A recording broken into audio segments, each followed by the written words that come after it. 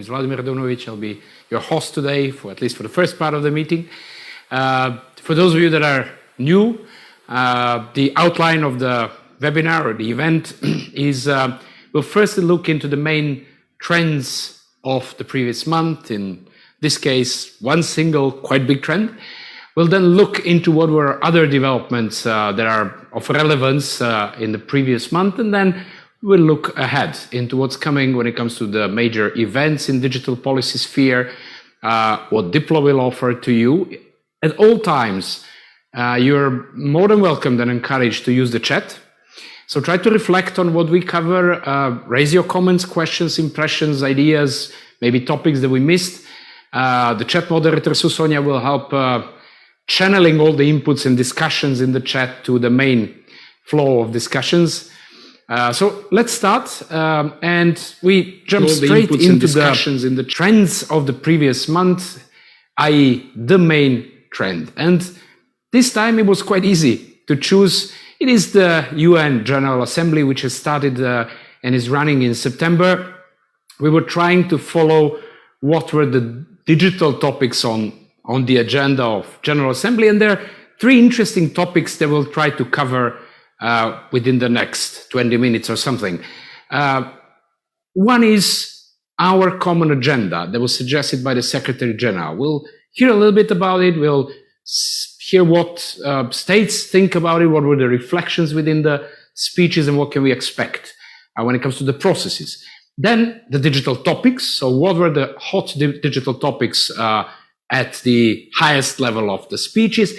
And we'll reflect a little bit of the process as well. How did the General Assembly work in this hybrid environment of being in situ, being online, connecting all around the world, and so on and so forth. And I have a great pleasure today to have with me Dr. Jovan Kurbalija, the head of the GAP and director of Diplo, again. And Jovan, welcome to the stage. We have been following in Diplo in the last couple of days very heavily the developments in the General Assembly, and I know the team that was behind the briefing or the daily summaries of the General Assembly had quite some sleepless night to follow what some might say very boring speeches about general geopolitics, but there were some bits and pieces over there, and I know you have been following quite in depth. So my first questions to you, and maybe a bit of intro from your side. Where was digital policy, digital topics, where were they in comparison to other topics, I guess, climate change, COVID, and other things? And how did it look compared to previous years, maybe? Did it go up or did it actually go down? What are some of the main takeaways from the GA? Jovan, floor is yours. Thank you, Vlada. It's great to address the monthly briefing. But before I answer your question, let me just make two important clarifications.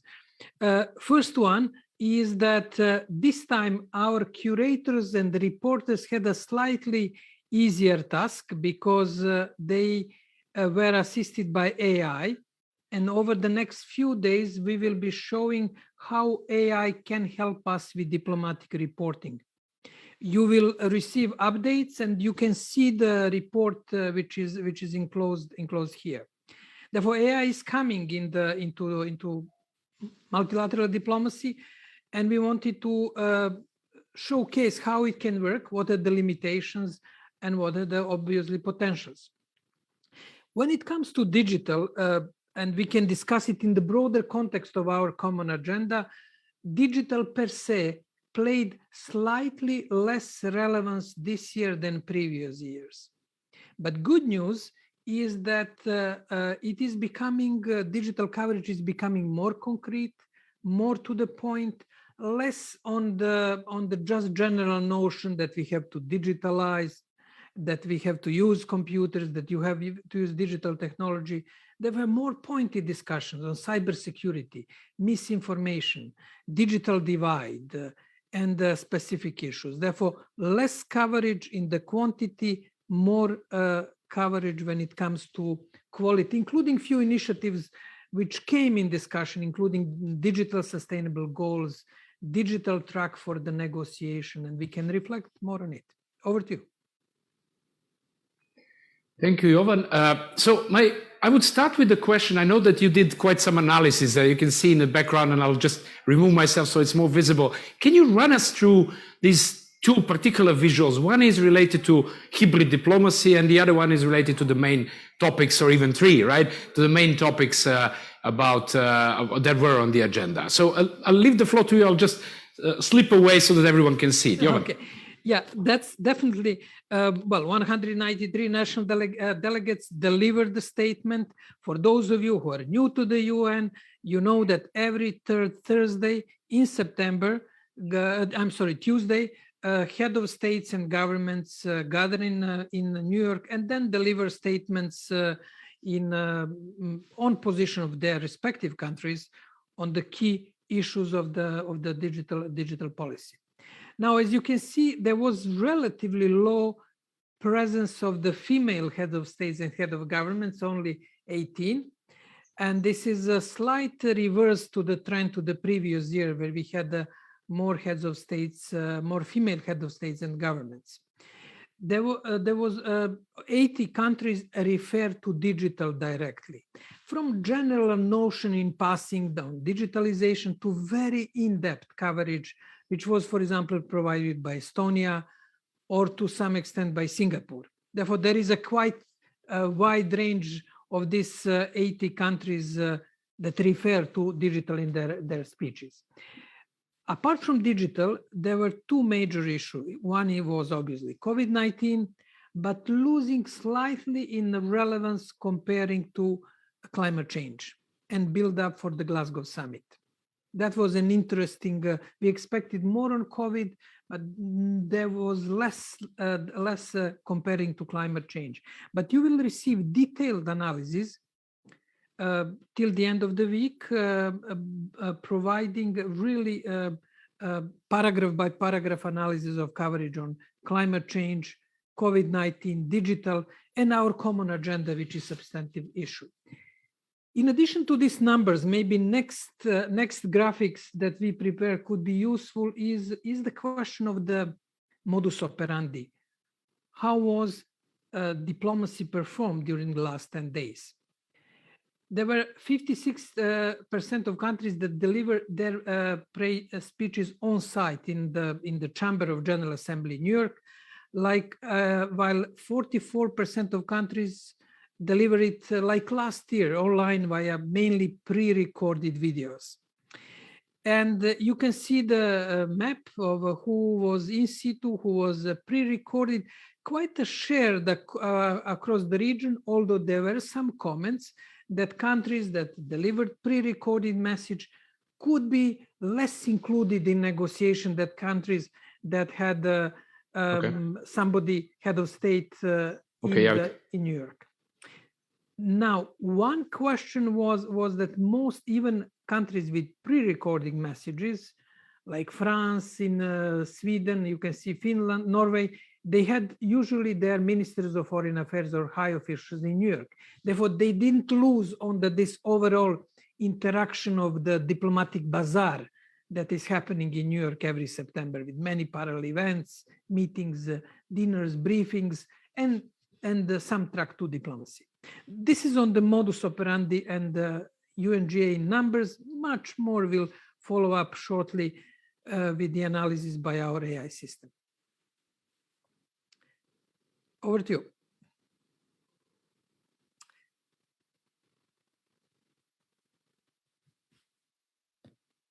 That this modus operandi of how states were functioning, and that the video statements were actually sort of maybe dominating, or there is a sort of a trend. There was an interesting comment, I think it was by the president or prime minister from Barbados, that there is maybe an impression that same talks are repeated over and over again from year to year.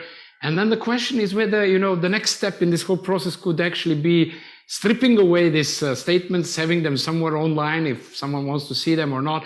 What is the value of these statements? That's more of the diplomatic perspective. What is the value of these statements?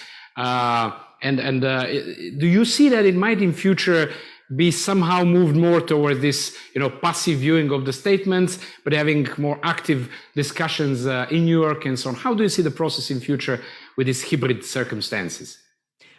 Well, a few points. The first point, statements are relevant. They may sound a bit blunt and not engaging and sort of general points and the other issues, but usually statements are drafted by most of the governments, ministries of foreign affairs. I can tell you, I checked with a few countries, and when I ask why, let's say, our common agenda is not in the statement of specific country, then they explain me how it was complex to draft that 3 pages. Like famous saying of the Bismarck, don't just eat a sausage, don't ask how they are created and produced. And that was the first point. The second point, which is remarkable shift, I would say triggered by UN Secretary General's speech, is much clearer language, to the point.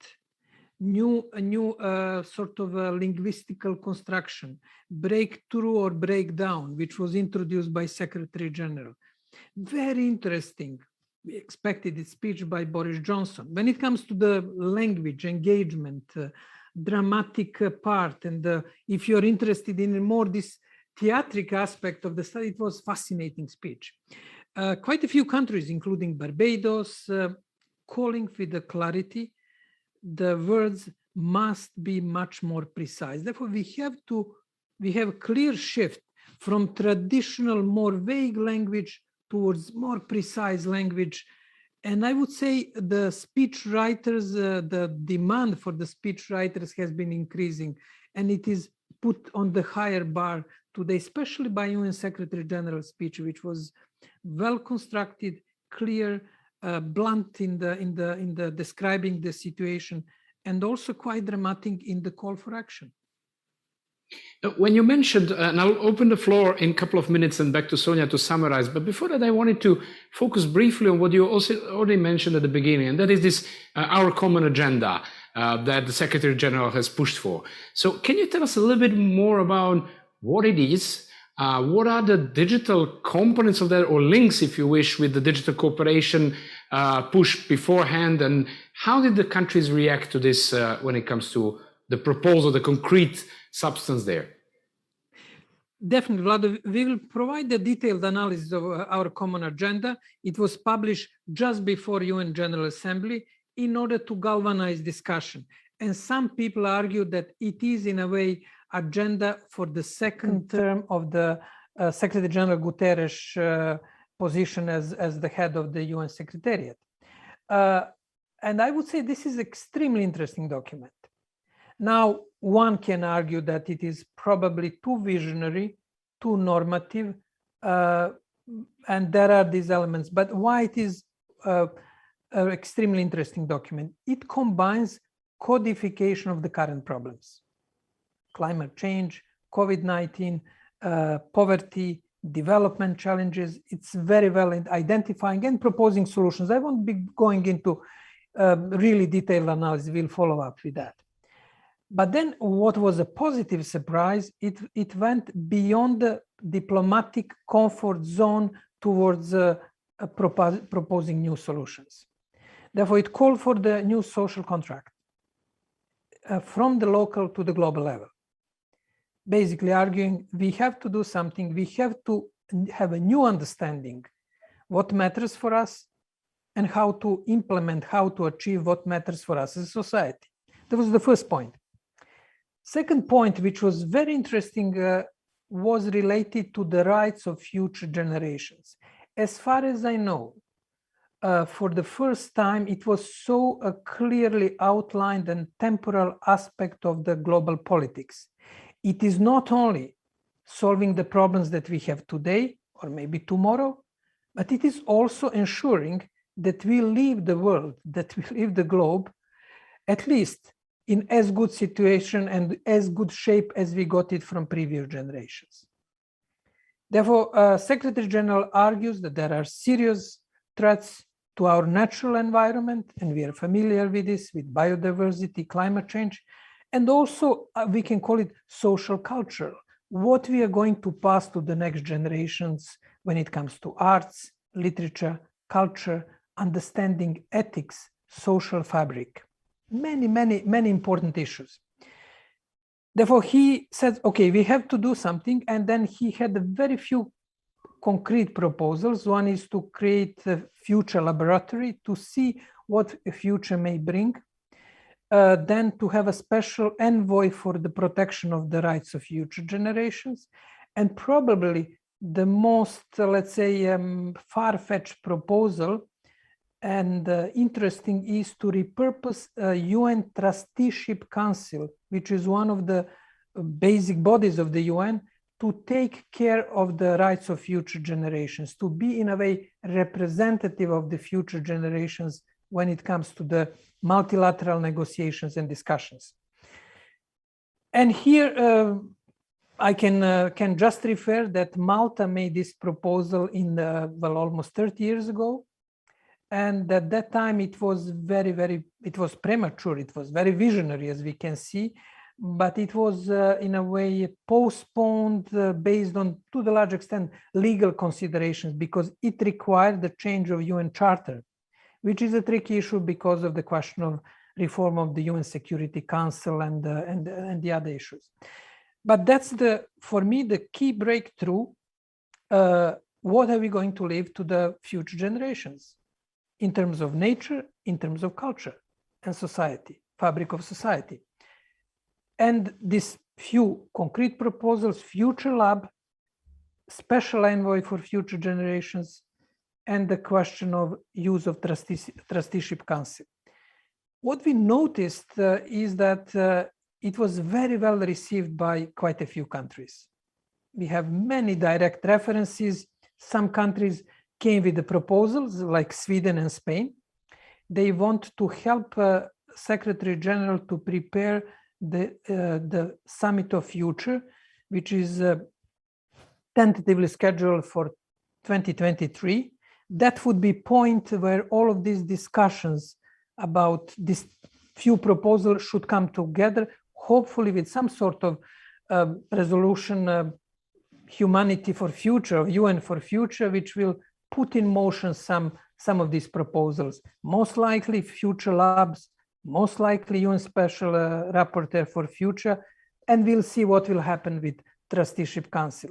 Therefore, by far, the most interesting aspect of this month diplomacy was the UN Secretary General report, Our Common Agenda, and I would say quite enthusiastic response from many countries about this report, including concrete proposals.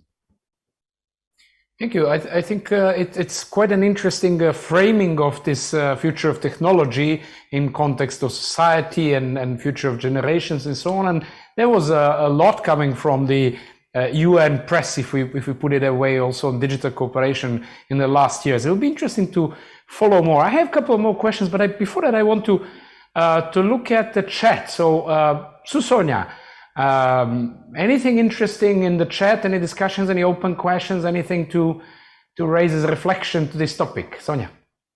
Yes, there's been some comments, and there is one question. Well, maybe an observation more so. Maybe perhaps the reason why the common agenda wasn't mentioned so much as expected in the speech is maybe because it was only published right before the UN GA. So Stephanie wants to know what Jovan's thoughts are on that. And another interesting question is, in the near future, will the AI analysis of speeches become more important than the speeches, the statements themselves? Okay, thank you, Stephanie, for this comment. Yes, the timing was basically quite tight, and as you know, governments, the process of preparing statements takes time, and that probably needed some time to internalize this new concept, because it is a major shift in the way of framing digital overall global governance. The second question was related. Susonia, could just repeat once more. Of course. Will in the near future, will the AI analysis of speeches become more important than the speeches and statements themselves?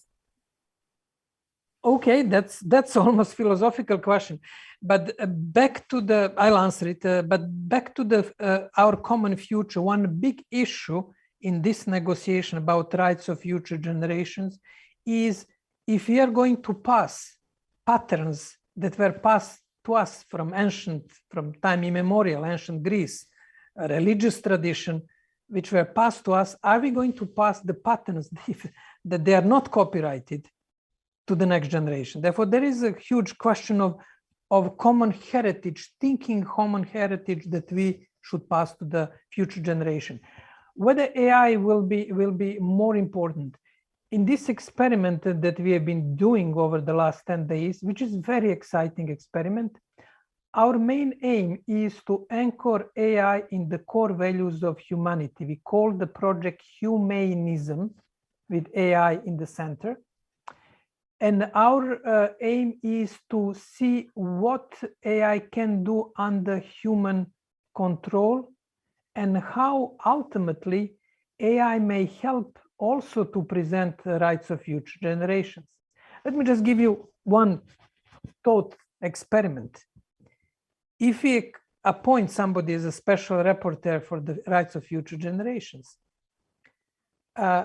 he or she will inevitably express interests of the current generations. I won't speak about geopolitics, but priorities of the current generations. Should we use AI also to help us to fill this empty chair that hopefully will be in the rooms? We at Diplo were proposing that there will be a need for empty chair for the rights of future generations. AI may help us by analyzing core values of humanity since times immemorial till today and trying to extrapolate. That will be very delicate exercise to ensure that we can approximate what would be rights of future generations, at least leave them a chance to make their own choices, which is, I would say, the crucial. Therefore, in that context, AI will play an important role, and I think we push the needle a bit towards understanding how AI can help us without any naive spin, but very grounded in reality, how AI and what we can do with AI in this very concrete case by understanding what has been said over the last 10 days in New York. Now, trying to get us back a little bit from this, it's not so futuristic, but future-oriented lookouts and discussions into practical topics. When we browse through the topics that were raised by different digital topics, they were raised by different countries during the GA. We had mentions, of course, of AI, quantum computing, and all of that by a couple of countries. But I got the impression there is still a lot of countries which are discussing basic things like the access to content, access to infrastructure, online education, and many other basic things. And my impression by reading some of the summaries that Diplo provided was actually, is there a gap between the reality on the ground between different countries? Is this digital divide actually growing based on reading the statements? Any points, any thoughts, Johan? Vlade, it is growing when it comes to the potentials of the countries to use digital tools. With AI, you need nowadays enormous processing power. Therefore, innovations is not happening in garages. If it ever happened in garages, maybe 20 or 25 years ago, you know, the famous urban legend. It's happening in very powerful computing centers where can process that. Therefore, developing countries, not only developing countries, I can speak about Diplo as a small organization in developed world, but I can imagine how is the situation in developing countries. We have a problem to acquire this processing power, which is owned by, let's say, OpenAI or this system. Therefore, that gap is increasing, and it's clear. Then there is some gap which is, I'm not that worried. There is a hype gap. now the latest hype will be quantum computing. Now be prepared for the hundreds of articles that quantum computing will change the world, like blockchain was changing 3 or 4 years ago, and these issues.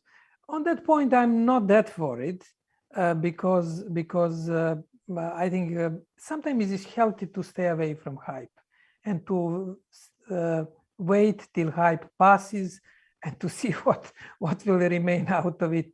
We are having on Wednesday interesting session with media, trying to see how media contributes to the hype and what we can do to have a realistic discussion. Therefore, yes, there is a gap, especially related to AI processing power access on one side, and B, there is a not that problematic hype when it comes to spin.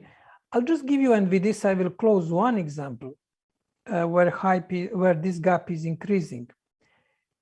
Google introduced in its search engine optimization quality of access to websites. Therefore, according to some estimate, around 20-30% of the ranking that you get is now related to so-called core vital index at Google, speed of your page or organization of your page, and it is going to create a gap. If you have an excellent article on, let's say, knowledge written by somebody from Nairobi who may not have access to the fast server, his ranking, which is already most likely lower than it should be, will get even lower. Therefore, we are getting increase on the gaps on different level, from this example from Google to the question of processing power. The trend is not promising in that sense. And maybe passing to Sonia now, just to see, Sonia, is there anything else in the chat which is interesting to reflect? Well, a lot of the comments are echoing what Jovan mentioned about data and how to take AI forward. Data is needed, and data ownership is concentrated in, well, certain usual suspects. And other than that, there's the debate on the rights of future generations and what we're actually doing for them. And is it just talk, or where's the action? And I'd like to put in my 2 cents by saying I think perfection is the enemy of good, and that's why the aim shouldn't be taking the perfect actions, but at least taking some action towards the climate change and other things. And as we speak, there are a few new comments. Yes, for example, from Richard Hill, the people with specialized data skills will go to work for the very few companies that have large quantities of data. So that's now a full circle of things. And I'd also like to remind everyone, for a much more detailed, written analysis, the link to the UNGA is in the chat box. Thank you, Sonia. I guess it will be interesting to also reflect on where is the place for these new generations in all these debates in the UN in New York, in the room. One final question to you, Jovan, maybe to close this part of the webinar, is what are the next steps? Now we have the common agenda proposal, which touched upon digital. We had all the previous proposals by the UN. There seems to be a sort of a converging interest in topics of most countries in cybersecurity, cybercrime, disinformation, combating these burning topics. There are a lot of proposals and processes within the UN on security and crime. There are probably others. What do you see as possible next practical steps on this geopolitical UN level that we can see in the next year or two?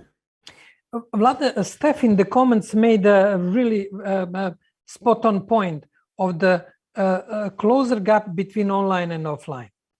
Therefore, this is probably the reason why online is not any more that new. Therefore, we can expect that aspect of mainstreaming online or digital into offline. E-commerce will become just commerce. Digital health will become just health, covered here in the International Geneva. This is the first process that we can expect, and then it will bring this discussion on social contract closer to reality. instead of having, let's say, discussion on AI and ethics, which can go for years, and which I'm sure all of us are tired, we can have very concrete discussion as EU, for example, in its AI framework proposed. What does it mean concretely on consumer protection, on data, on rights of future generations, on other issues? That is, I would say, healthy development, clarity, and removing the buzz and the spin that has been existing around digital. Second point is that there will be now convergence of few processes. You have the roadmap on digital cooperation by Secretary General. A few countries were proposing digital sustainable goals, trying to introduce 18th goals because digital doesn't have a specific goal, which I think it was smart decision of drafter of the SDGs. And then you have the question of tech envoy and election for the new Secretary Director General of ITU. Therefore, there will be a mix of politics around personalities, which always excites people. Who is going to be the tech envoy? That always creates a lot of excitement, and it could be important. But the real question is, what are the structural changes? What roadmap will bring, or what our common agenda will bring to discussion? Therefore, we should follow this carefully. There are many initiatives, and I would say there is a risk of confusion. What about IGF? IGF is mentioned by Secretary General on our common agenda, but then in the second paragraph is mentioned that there will be digital governance, the digital commons track. We should negotiate digital commons. Where is it going to be negotiated? In General Assembly, or maybe and strengthen the IGF? Therefore, there are many questions which I would say probably will be galvanized in the process, probably complicated by this type of elections, election for the Director General of ITU, election for the tech envoy will be appointed by Secretary General. And being in Geneva, I can tell you always elections or appointments excited diplomats because they have to lobby for their candidates and they have to process it.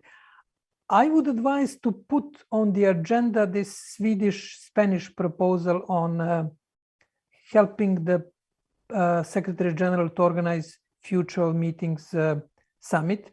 There are two countries which will be on security, hopefully in Security Council. Our candidates are Malta and Switzerland, small countries attached to the global public good issues. Therefore, they may also take more active role in that agenda of the future and our common agenda process.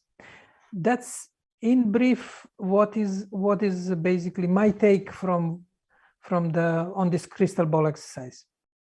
Thank you, Johan. It was well. I was a little bit afraid because of these broad topics in the General Assembly. Whether it can be interesting, but there are a lot of geopolitical aspects which will impact digital policies in the next years. We'll definitely cover that, as Johan mentioned, in Diplo. Not just the GA. There will be a special report on the GA, but also in future briefings and our coverage, how this all interplays together.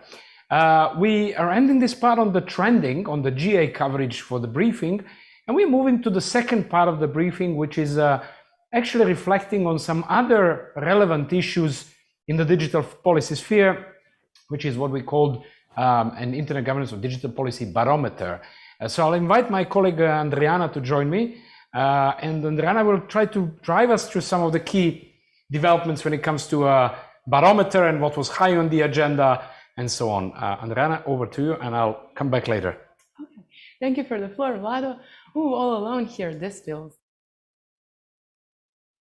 I'm today with you with the barometer. I usually come in a bit more later with the event, but today we will discuss very briefly 4 topics that were high on our barometer. The pressure was high, and we discussed them very shortly once again because we are running out of time. Global IG architecture was high because this year's State of the Union address was delivered on Wednesday, the 15th of September by the European Commission President, Ursula von der Leyen. And this will stand out as a speech that crowned digital as the make or break issue. Digital issues featured prominently throughout the address, from the need to a homegrown industry of semiconductors to strongly supporting the OECD-led agreement for a global digital tax. The next topic that was very high was infrastructure. The European Commission intends to force tech manufacturers to establish a standard charger for phones and small electronic devices. According to the Commission's proposal for a revised radio equipment devices, the USB-C charger will become the standard for all smartphones, tablets, headphones, and other small devices. If I remember correctly, some devices were not on the list because of their size. And the Commission also proposes to unbundle the sale of chargers from electronic devices to reduce the environmental footprint that is related to pollution and disposal of chargers. Some companies are already working on this, and some commentators say that really this could be action against Apple, because Apple is known for its non-standard chargers. Apple has said that this will stifle innovation, but we will see how this will develop in the future. Now on to new and emerging technologies. The People's Bank of China has issued a blanket ban on cryptocurrency tradings. This includes mining and foreign exchange, providing services to users in the country. According to BBC's coverage, the bank said virtual currency related business activities are illegal financial activities. The bank warned that these activities seriously endanger the safety of people's assets. The ban on trading cryptocurrencies has been in place in China since 2019, but the new crackdown extends to foreign internet financial and payment companies from tackling cybersecurity trading on their platforms. And e-commerce and internet economy was high as it usually is. We saw the usual antitrust issues over the last 28 days. For more details on these developments and other developments, you can subscribe to our weekly, our monthly newsletters, or you can just visit our observatory dig.watch. And now we're moving to the events next month. As always, there are just a few. This one is too long, you can't see it, but I'll read it out for you. Tomorrow, the Trade and Technology Council will hold its inaugural meeting. It's between the EU and the USA in Pittsburgh. They will be updating the rules for the 21st century economy, or at least that's the aim. And then we're moving into October. From the 3rd to the 6th of October, the UN World Data Forum, highly anticipated, will try to support the implementation of the 2030 Agenda for Sustainable Development with high quality data. The Safer Internet Forum will be held in similar dates. This is the annual European Commission event on child safety online, and it will focus on how to make Europe's digital decade fit for children and young people. The G20 finance ministers and central bank governors will meet for the 4th time. This is one of the ministerial meetings which is organized as part of the G20 Leaders Summit 2021. Likely we will see here new development which will have to do with digital taxation, but we will keep you updated on that once the meeting ends. ICANN 72 will be a virtual public meeting, and the schedule is set to be published on the 4th of October. So currently I don't have much information for you. We'll keep an eye on that.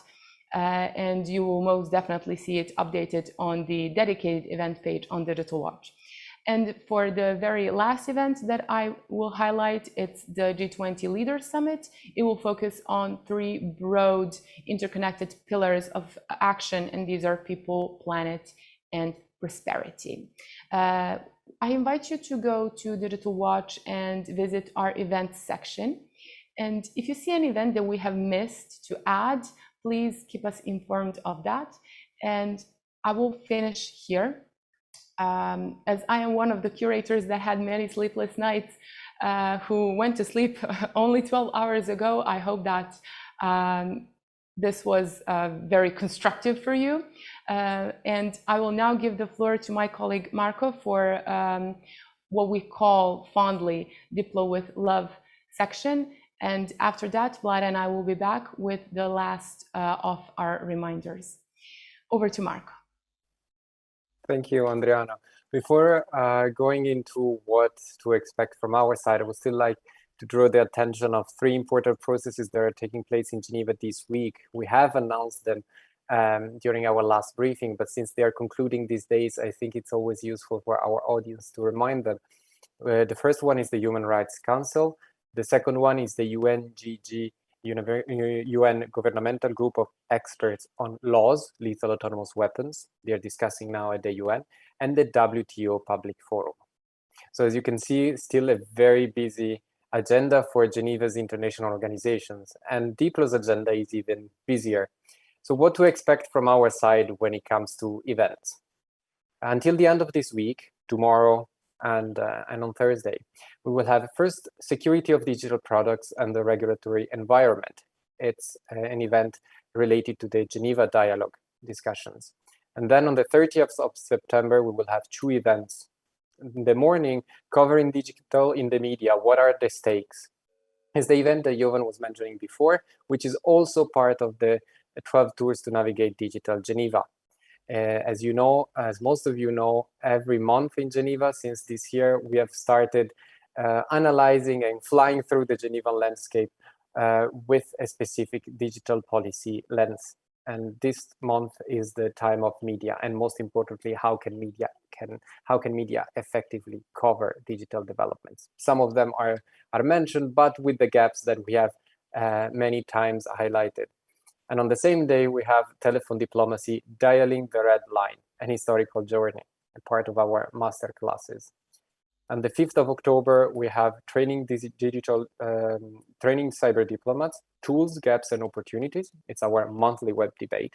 Every first Tuesday of the month, we have thematic discussion on the interplay between technology and diplomacy.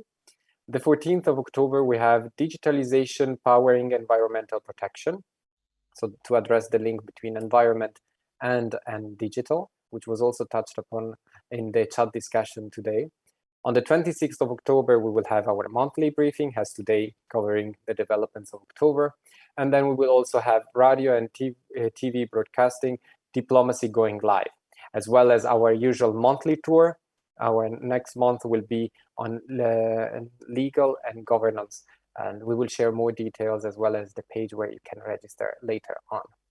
Let's now look at our courses.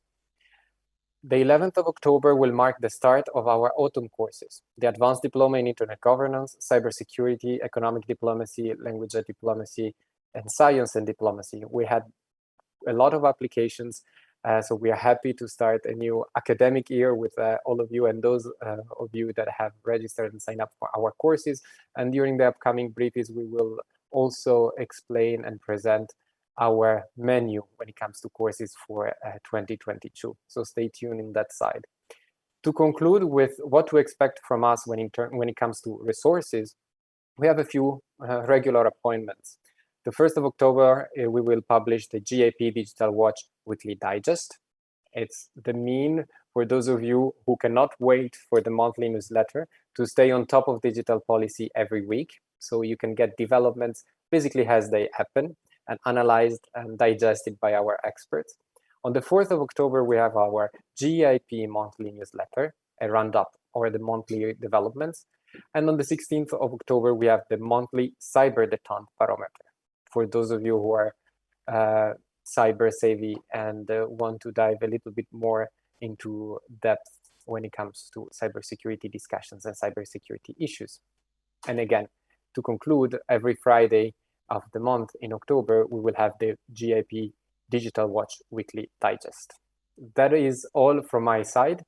Andriana, the floor is back to you, and Vlada. Thank you, Marco. Thank you for the great overview. Well, there is quite much on the plate of Diplo's offer to you as well. I'll remind you a couple of things. One is the regional updates will also be available on the website, as well as the recording of this webinar. The Geneva Dialogue Watch, the Digital Watch newsletter will come in some days, so stay tuned. You'll be able to see and read in more details all of these things. A reminder of what Marco said, particularly two interesting digital courses that are coming from Diplo. One is very actual on cybersecurity, and the call for applications is open for a few more days. The other one is the new course on science and diplomacy, also open for a few more days. So grab a chance and see what's there, maybe apply. And when it comes to the Geneva Dialogue event tomorrow about the regulatory frameworks of security of digital products, it'll be quite an interesting open discussion for all of you that are interested, because it's sort of a semi-closed event. Send us an email to genevadialogue@diplomacy.edu, and we'll send you more details and the registration link. And then we see next time at the end of October, last Tuesday of the month. Thank you for watching, and see you next month. Bye-bye. See you next month.